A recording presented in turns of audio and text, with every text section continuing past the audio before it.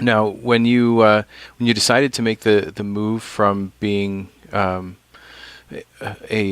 freelance writer to a published, is it? It's not novelist, because it's not a novel, but it is a published author, I guess, because the book is a hardcover book as opposed to being up on a website or being in a magazine.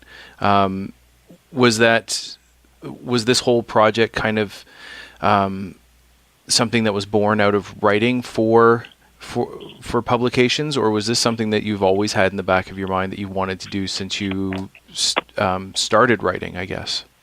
Yeah, it was something that I wanted to do since I started writing. I mean, initially, when I was, quite young, when I was like 11 or 12, and I started reading Hit Parader and Circus Magazine, and really taking my music fandom seriously in terms of metal, I want to be a music journalist, and I want to be a photographer, and I was so excited. I loved the images, and so that was the first thing. But, as I got older and started being a bit more culturally aware of myself and my own racial identity, I had always thought, I want to find other Black girls who are into the same scene, who are taking metal seriously, who are really interested in the technicalities of the music and the bands and what the bands are doing, and like as my male friends were doing. Mm-hmm. So I wanted to really, I knew that there was a separation in terms of how I, as a Black woman, kind of took to the music, and emotionally and kind of intellectually. And I wanted to find other Black women who were doing the same thing. So, back then, and this was probably like the early 90s, there was nobody. I didn't know of anyone. And so I started doing some writing on rock and roll and just kind of saying, well, how come there's no Black people in rock and roll?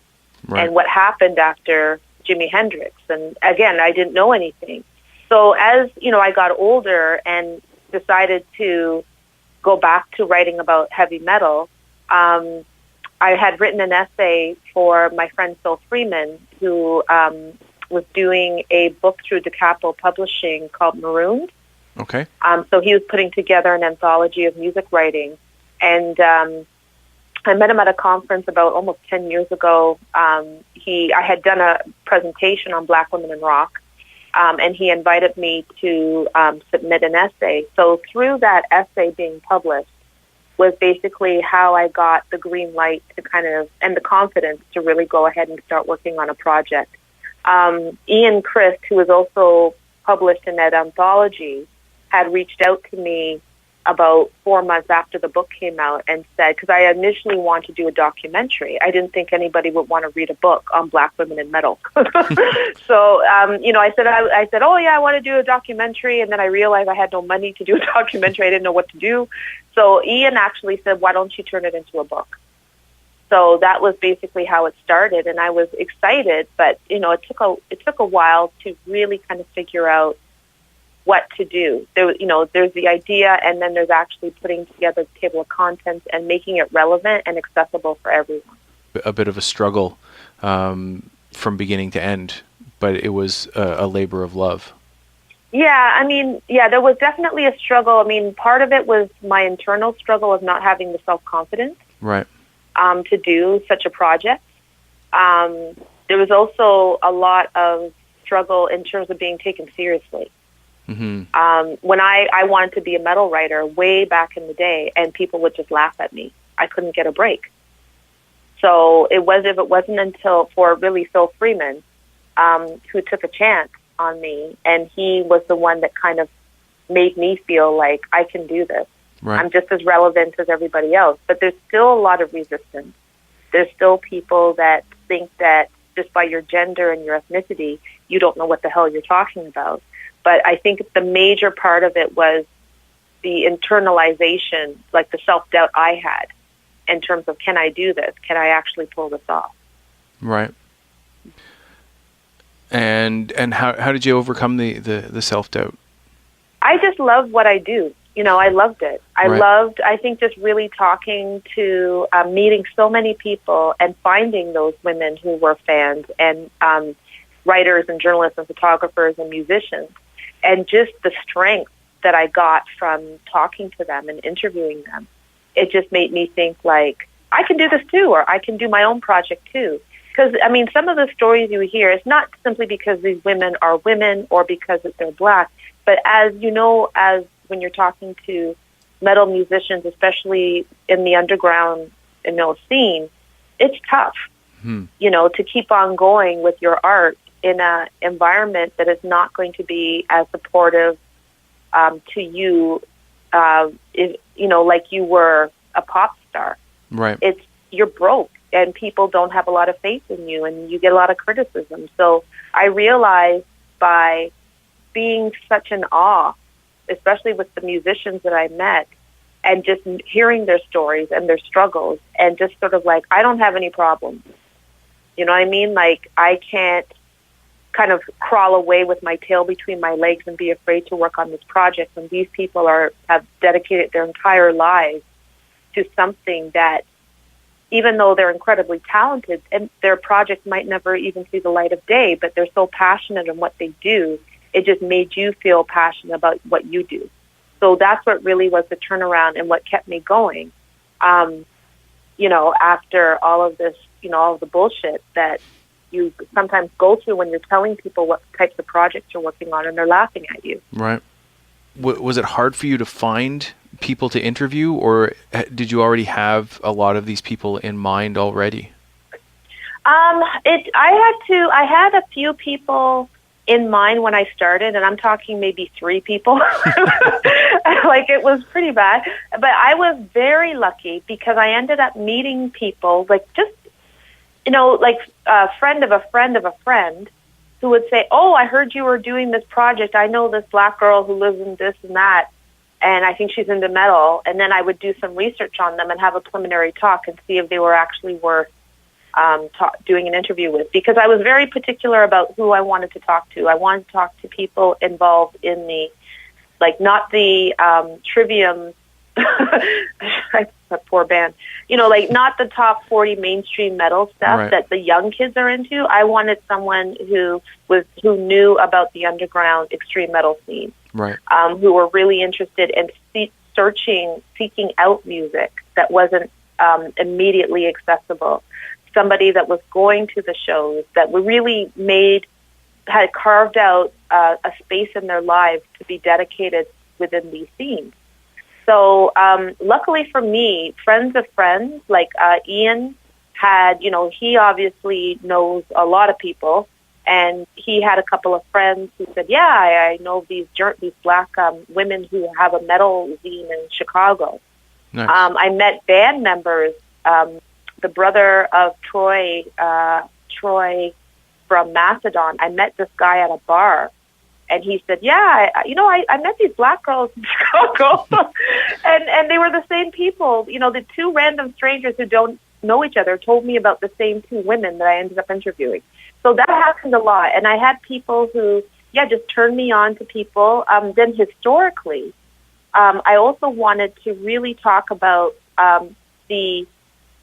talk about black women musicians who were not necessarily metal, right, but kind of physically or philosophically had something about them that would put them in, like, this weird lineage. So I wanted to talk about blues women, and really talk about blues and metal, and talk about the similarities in terms of the music itself, but also the similarities in terms of the way how the lyricism is used. Because my argument is that blues music was the first music that black women could really talk about their narrative. Mm-hmm. They could talk about really who they were and the ugly side of life and their raw emotions and just nasty everything. And I'm arguing that in heavy metal, people do that.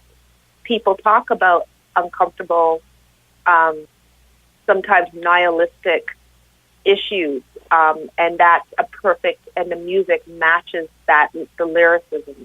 So I wanted to kind of make comparisons between the 2, and I think I did.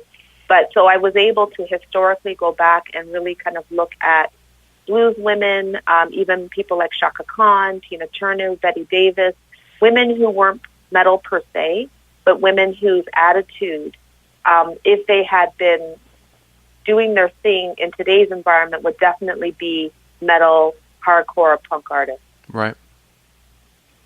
It's kind of funny to think of somebody like Tina Turner as being a metal or a hardcore punk artist, but when you think about what she went through in the early days and how she made it to being the top 40 star that she was in the 80s, you could definitely see it.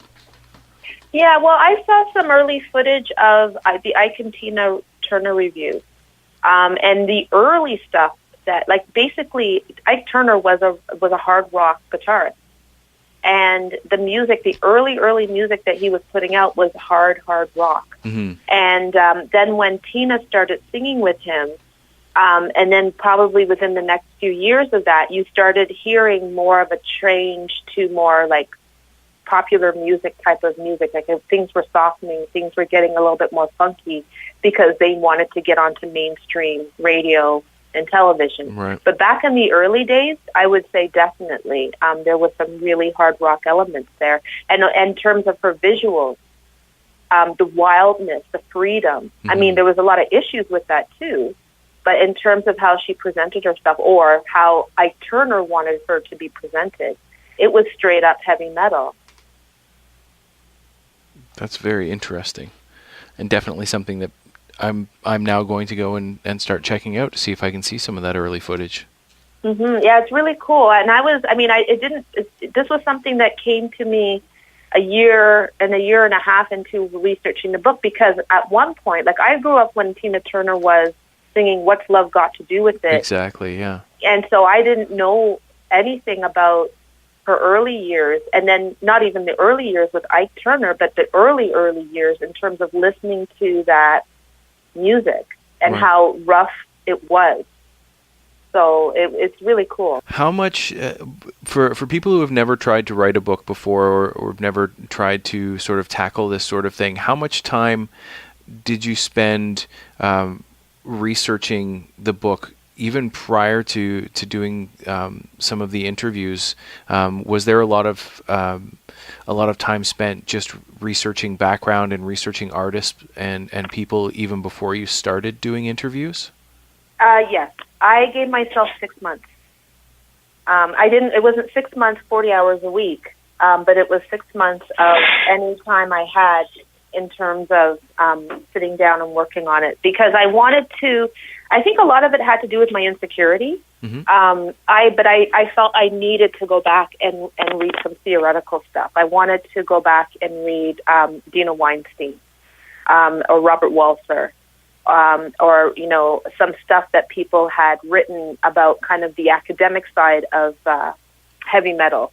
And I had that thesis in my head of what I want to do, and there were certain issues that I wanted to really investigate, but I needed to obviously double check to make sure nobody else had done it, and also see what had been written before that needed to be elaborated on or expanded on or revised. So I did spend quite a lot of time not only reading, Dina and Robert Walser, but I also then went to the Black theorists and cultural theorists to see what they said, and obviously nobody was talking about aggressive music at all. Right. No one. So that was pretty easy. But I think that really doing the research, because it's the first book of its kind, I knew as a music journalist that if you make a mistake, then you're going to get screwed, and people are going to completely discredit you, because that's how we are. Mm-hmm. We take our music seriously. And so, and Ian, obviously having Ian as my publisher, I knew that if there was something horribly wrong, he would catch it. Right. But I still felt that I wanted the control. And I wanted to ensure that before I started writing or interviewing people, I wanted to just get my theoretical knowledge up to speed and really kind of make some decisions about what should be focused on and what shouldn't be. And one other thing I did was almost the first thing I did actually was I set up a survey on SurveyMonkey. Mm-hmm. And I put a bunch of questions that I thought were kind of correlated with a very rough draft of a table of contents. Because I knew I wanted to talk about sexuality, I wanted to talk about race and racism, I also felt it was important to talk about the music industry in itself, because one of the major issues is that some people can't even get signed. Right. And just finding out why, and also the historical narrative behind Black rockers trying to get signed by major record labels and all of that. So I put up a survey, one that was dedicated towards fans and one that was dedicated towards musicians and industry workers. And I let them run for quite a long time. And really, this was back in 2008, the end of 2007, 2008. I barely got a response. So I had to start all over again and just try and refine. And there wasn't as many websites back then where you could post a survey link and people would actually, respond to it. So that was something that was a real struggle, and I still don't have the answer as to why it didn't go as well as I thought. So, but that's the type of things that I did for 6 months. Of just straight research and really reading as much as I could, and then doing some preliminary talks with people that I knew, musicians, some white men, Black men, everybody, and just saying, if I were to do this, what do you think? Or what do you think? What would be your questions? What would be your initial questions when you think about this? And really kind of get a feel as to what the responses were, and then what needed to be worked on based on those responses. Because a lot of people at the beginning, people were like, "What? Huh? Jimi Hendrix?" And they really. So I thought, well, okay, well, there's a lot of other people through, post Jimi Hendrix. How come these people don't know what's going on? And I'm still finding bands that were around in the early '80s and even the late '70s, like Death. So they're still unearthing all of these bands and musicians that existed, but yet when you talk to people in 2008, 2009, they will always say, "Oh, Jimi Hendrix is the only person I know of." Right. So why is that? And really kind of thinking about that and wondering how to inject that into the book, how to talk about it in the book. So I did spend quite a lot of time just researching. Mm-hmm. And like you said, you when you're doing something like that, particularly for a metal crowd, you want to make sure that you've got all of your facts straight, because you don't want to have to come back and kind of eat your words or have your book disappear off the shelves because you made one little mistake somewhere. Yeah, and there actually is one mistake, which is interesting because it's a mistake that a lot of people have made, which is who was the first heavy metal band. Ooh. And yeah, and this year I've been to 2 conferences where I've been lucky enough to hear Martin Popoff and Dina Weinstein talk in detail about not only who was the first heavy metal band, but also who was the first person to use the phrase heavy metal to describe this genre of music. Right. So, I in the book I think I did it in a way where I was saying, well, I think it was Blue Cheer, right? Because I knew I need to cover my ass. I need to put something in that doesn't say that this is the definitive answer. But I mean, really, it was like listening to these 2 experts talk about it. It is something where they said everyone has a different opinion on who was the first heavy metal band. Right. Who was the first heavy metal band in North America versus Europe?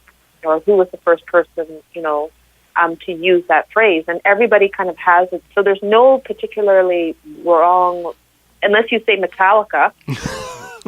Which could happen. Yeah, well, it's apparently, according to my Facebook page, it already has. Oh, yeah. So, I mean, there's no easy answer and there's no right answer, but it is one of those things where I poured over books and just asked some of my metal male friends who know more than me and did a lot of reading just to figure out what the appropriate answer would be that I could put in the book. Right.